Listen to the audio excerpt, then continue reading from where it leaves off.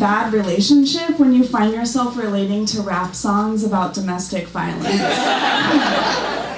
About a year ago, I was driving along on the 8 and found myself actually tearing up because the lyrics to that Eminem song, Love the Way You Lie, were hitting a little too close to home. Upon realizing that my relationship had basically become a cliche for codependency, I decided to call it quits with my ex-con boyfriend. My strategy going in was to use the Band-Aid approach. I wanted it to be quick and easy. Then I remembered that this was the 4th time I had tried to break up with this guy, and somehow he always persuaded me into changing my mind and giving him another chance.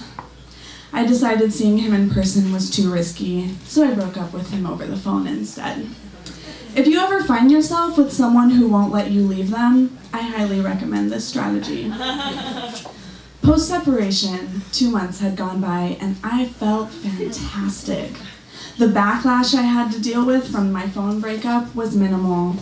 I was single and free. I thought I had made a clean break and put the wreckage of our horrible relationship behind me. I was even dating other people. Then the incident happened. I was getting ready to spend a guilt-free night with friends, something he would have never let me do. I took a quick shower, got out, and checked my phone. I had 38 missed calls in the span of 20 minutes, and several text messages from friends with supportive sentiments like, everything's gonna be okay, and call me if you need to talk, I love you, and I'm so sorry that this happened. I started to freak out, but I rationalized that my friends were probably just either confused or overreacting. I called my friend Ruane to tell her that everything was fine. She picked up after like half a ring and said, "Oh my God, honey, where are you? Are you okay?" I replied, "Rihanna, what the fuck is going on? Why does everyone think I'm dying? I'm fine." She got really quiet and said, "Wait, you don't know?" "Know what? I have no idea what you're talking about." There was a long pause. Then she said, "Dude, Jess, someone posted naked pictures of you all over Facebook." For exactly 5 seconds, I let myself shut down. I thought about just staying home, putting on PJs, canceling my Facebook account. I would just pretend it never happened and become a shut-in and never leave my house again. I could even start a home business custom painting miniature cat figurines and never have to wear real shoes again. Or a bra. After letting the tape play out on option 1, lay down and give up, I decided my only real course of action was going to be option 2. The find a way to take that motherfucker out by any means necessary option. At that moment, I went into Kill Bill mode.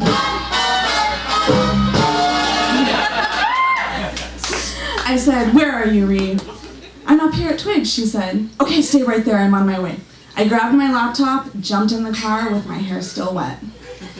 My phone kept ringing with concerned callers the whole ride there. When I pulled up, Rihanna was standing outside on the corner smoking a cigarette and talking to another one of our friends on the phone about the pictures. I screeched up to the curb and said, "Get in." Then I parked 5 feet away. We got out and I set up camp at her table inside. We sat down, and before I could bring myself to log on and face the damage, I forced myself to ask her, "How bad is it?" It was worse than I could have ever possibly imagined. There is a reason this attack happened 2 months after we broke up, because that's how long it must have taken him to plan. I have constructed a breakdown of the steps he took to make this attack happen. 1. He created multiple fake Facebook accounts using phony names and pictures. He even went so far as to create fictitious work and school info. 2. Using these fake profiles, he infiltrated all of my major groups of friends, sending friend requests to everyone I am friends with, along with everybody else in that network. 3. Since most people usually accept friend requests from people they already have mutual friends with, his stupid plan worked, and he was able to friend virtually every single person I have ever known in my entire life. Great. 4. Then, in one coordinated attack, he bombed Facebook with naked pictures of me. Since he was able to get everyone to accept his friend request, he could post the pictures directly to each person's wall, which meant all their friends could see them too. I know, it's really fucking confusing and psychotic, and if you don't go on Facebook, you have no idea what I'm talking about, but think of it this way. My family members, childhood friends, co-workers, ex-boyfriends, current guy I was dating, loose acquaintances from college, and current friends had naked pictures of me sent directly to them, and in the process, the entire internet saw me naked. Awesome. Then there were the captions. Some of it was what I expected.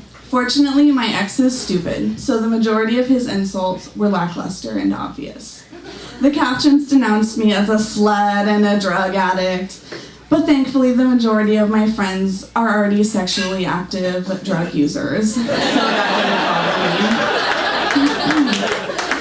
But what my ex lacked in creative slander, he made up for in unabashed cruelty. To the man I had just started dating, he wrote on his wall that I had HIV and I used to be a prostitute. To one of my former boyfriends, who I was still very close to, he wrote that I had cheated on him while we were together. After the sympathetic calls from friends stopped, I would end up fielding angry and confused calls for weeks from boys demanding explanations for various untruths, which were destroying my credibility and damaging my personal relationships. Remember, this is all taking place inside of a busy coffee shop, and our outraged, loud discussion quickly caught the attention of other patrons. But I was too pissed to keep my voice down or care about onlookers. Reading all that awful shit he wrote about me propelled me even further into take that motherfucker down mode. I spotted a squad car in the parking lot across the street and ran towards it and hysterical panted my emergency. It sounded like this. My ex trying to ruin my life. He posted naked pictures of me. Internet must be illegal, right? The 2 male police officers said they would look into it. One got on the radio to inquire about whether or not posting naked pictures of someone on the internet was even illegal. The other cop awkwardly tried to make conversation with me by asking if I could describe the pictures, followed by the statement, just so you know I'm married, so I'm not like being a creep or anything. I gave the vaguest possible description I could, only to be asked if in any of the pictures I was spread eagle.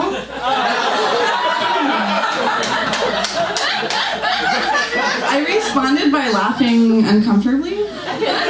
Finally, the cop that had been on the radio came back and said that he was sorry to inform me that my ex didn't break any laws by posting the pictures. Since he had my consent to take them, they were his property and he could do whatever he wanted with them. Technically, he could repost them every day and I would never be able to press criminal charges. If I wanted to, I could hire a lawyer and try and sue for defamation of character, but there were no guarantees I would win. I told the cops that our relationship had a history of domestic violence, and couldn't they at least charge him for physically assaulting me in the past? But that was a dead end too. Apparently, a woman has to formally press charges within 48 hours of being hit, or she forfeits her right to pursue legal action. I remembered calling the police one night after he strangled me until I almost lost consciousness. The female officer said they would send someone out to take my statement so I could formally press charges. Instead, I chose to remain loyal to my attacker. All my feminist slogans I so strongly believed in became empty rhetoric, and at that moment, I went from being an empowered, self-assured woman and evolved into the stereotype of the pathetic, battered housewife. Fearful of sending him to jail, I backed out and said, "No, I don't want to press charges, that's okay. Just don't send anybody, never mind." She responded impatiently with, "Well, if he hit you, why wouldn't you press charges?" And now, standing in the cold outside Twigs, I was being asked that same question by a cop who had just asked me about being spread eagle. Why hadn't I pressed charges at the time? I would love to stand here and tell you that I was afraid for my life, or that he held me prisoner and brainwashed me. I wish I could claim that he was completely to blame and that I was merely a traumatized, innocent victim, but that's not the case. The truth is that pressing charges would have terminated a relationship that I wasn't willing to let go of yet. It meant walking away from something broken that I thought I could still fix. It meant getting well when I still loved being sick. Up until this point, everything that happened between us took place behind closed doors. Public humiliations are always worse than private ones.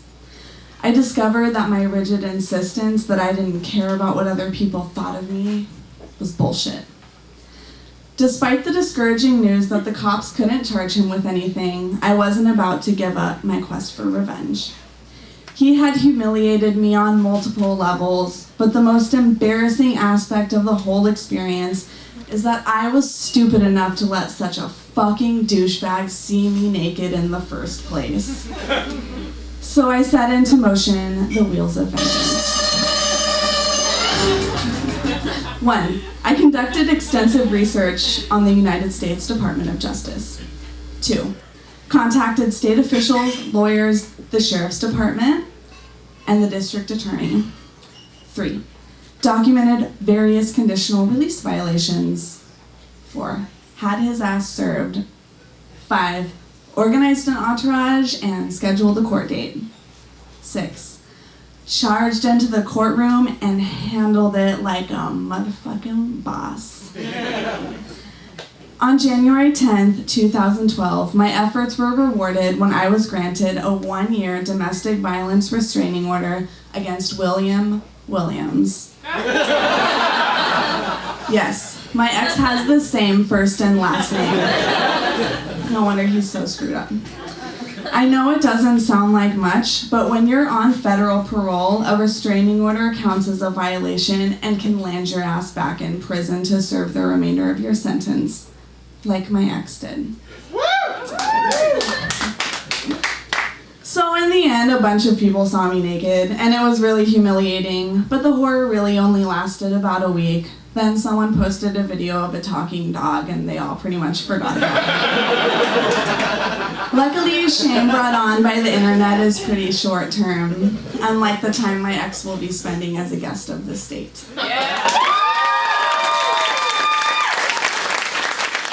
All right, that was Jessica.